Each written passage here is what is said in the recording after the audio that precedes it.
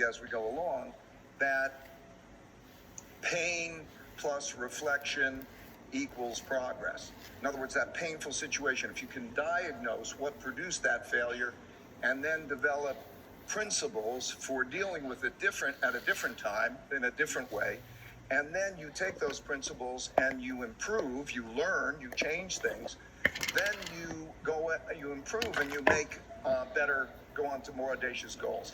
And the way I look at life is pretty much like it's this looping process, this evolutionary looping process. That means you go after your audacious goals, you fail, you learn. Failure is an important part of that process. You learn principles, you keep improving. And so I think that I learned that there are only 5 things that you need to do to be successful. If you do these 5 things, you will be successful. And the first is to be clear on what your goals are. You have to know what you're going after. You can't have everything in the world, but you could have almost anything you want, but you can't have everything you want. If you go after your goals and they're clear, you have to know your goals. And along the way, number 2 is you have to identify and not tolerate your problems. A lot of people tolerate problems. And then you have to diagnose those problems to get at the root cause of those problems. And often the root cause is you. Maybe you have weaknesses. Maybe you make mistakes. And with that, or maybe somebody else is making mistakes. We all have strengths and weaknesses.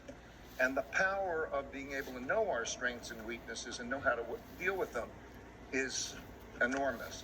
And only when you know what your problems are and you diagnose that specifically, can you create a design to get around those problems.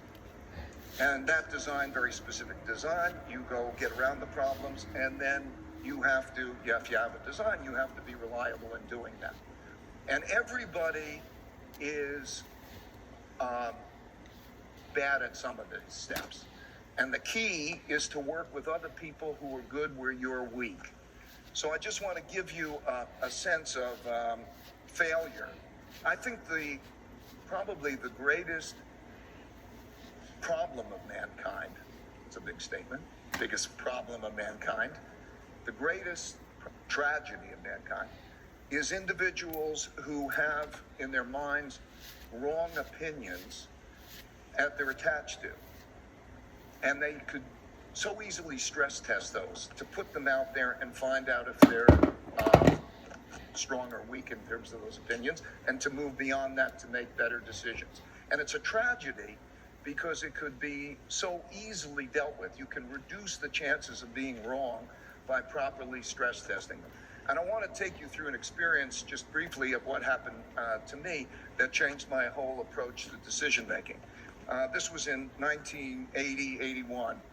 And I had analyzed that American banks had lent a lot more money to emerging countries than those countries were going to be able to pay back. And that we were going to have a debt crisis, a big debt crisis. And I thought that that would have a very bad effect on the economy. And that was a very controversial opinion at the time, got attention. And it turned out in August 1982, Mexico defaulted on its debts, and a number of other countries followed. And so that very controversial point of view was right about the debt crisis. And as a result, I got a lot of attention. I was asked to testify to Congress, and I was asked to be on Wall Street Week at the time.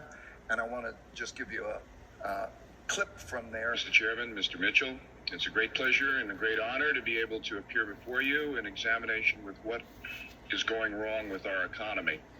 The economy is now flat, teetering on the brink of failure. You were recently quoted in an article. You said, "I can say this with absolute certainty because I know how markets work." I can say with absolute certainty that if you look at the liquidity base in the corporations and the world as a whole, that there's such a reduced level of liquidity that you can't return to an era of stagflation. Arrogant? I was incredibly arrogant. I couldn't have been more wrong. That was the exact bottom in the stock market. And we had this decade of success. And it was extremely painful I lost money for me. I lost money for clients. I lost so much money that I had to borrow $4,000 from my dad to pay for my family bills. I had to let people go. It was really terrible, but it turned out to be probably one of the best things that happened in my life because it changed my approach to decision making.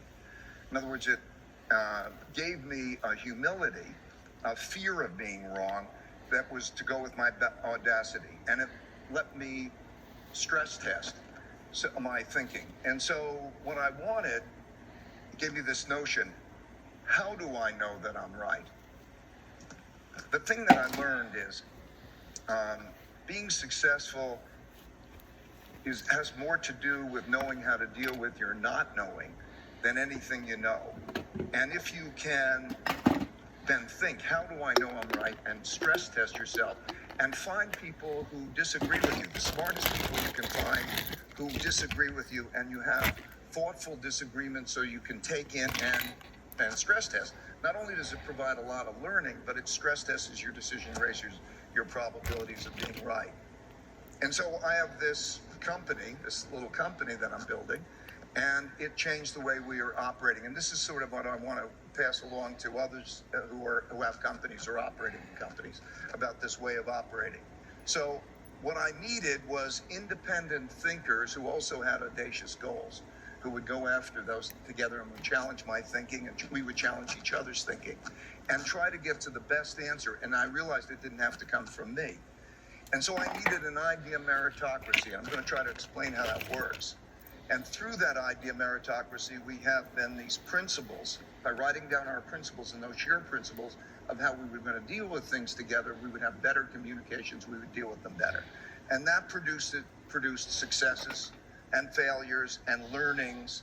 And the learnings produced happier employees, this idea meritocratic way of operating.